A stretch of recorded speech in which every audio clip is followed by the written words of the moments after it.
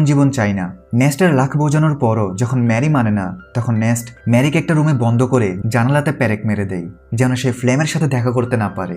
যার পরে নেস্ট যখনই সাপ্লাই দেওয়ার জন্য শহরে যাচ্ছিল তখনই সে জানতে পারে তাদের গ্যারেজ থেকে রোবট গায়েব। এটা দেখে তার অবস্থা খারাপ হয়ে যায়। সে টেনশন করতে থাকে।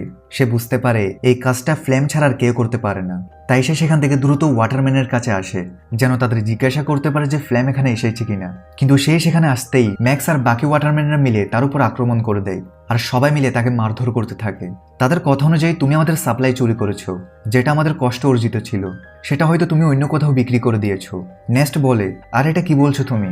আমি তো নিজে জিজ্ঞেস করতে এসেছি যে ফ্লেম আমার রোবট এখানে নিয়ে এসেছে কিনা, কিন্তু উল্টো তোমরা আমাকেই মারছো। নেস্ট বুঝতে পারে অবশ্যই ফ্লেম নেস্টের বদলে সাপ্লাই নিয়ে নিয়েছে আর সেটা ওয়াটারম্যানদের দেওয়ার বদলে চুরি করে অন্য কোথাও নিয়ে গিয়েছে। তাই নেস্ট যেমনি করে ওয়াটারম্যানদের থেকে নিজেকে ছাড়িয়ে ফ্লেমকে খুঁজতে থাকে আর বেশ কিছুক্ষণ খোঁজার পর সে ফ্লেমকে পেয়ে যায় এবং নেস্টের সন্দেহ সঠিক ছিল। ফ্লেমই সাপ্লাই চুরি করেছে আর সেটা সে আরামে খাচ্ছিল। তাই নেস্ট গান পয়েন্ট করে ফ্লেমকে ভয় লাগায় আর তাকে ওয়াটারম্যানের কাছে নিয়ে যেতে থাকে এটা বলার জন্য যে সাপ্লাই আমি নয় বরং ফ্লেম চুরি করেছে। কিন্তু হাঁটতে হাঁটতে তারা অনেক ক্লান্ত হয়ে যায়, বিশেষ করে নেস্ট। সাথে তার পানীয় শেষ হয়ে গিয়েছে। তাই ফ্লেম তাকে লোভ দেখায় যে আমি সাপ্লাই থেকে কিছু মদ খেয়ে ফেলেছিলাম, এখন অল্প কিছু মদ বাকি আছে, বলো তো আমরা সেগুলোকে অর্ধেক করে খেয়ে ফেলি। ওয়াটারম্যানের সর্বোচ্চ হয়তো আমাদের মারবে, কিন্তু যদি আমরা এখানে কিছু পান না করি তাহলে আমরা অবশ্যই মারা যাব।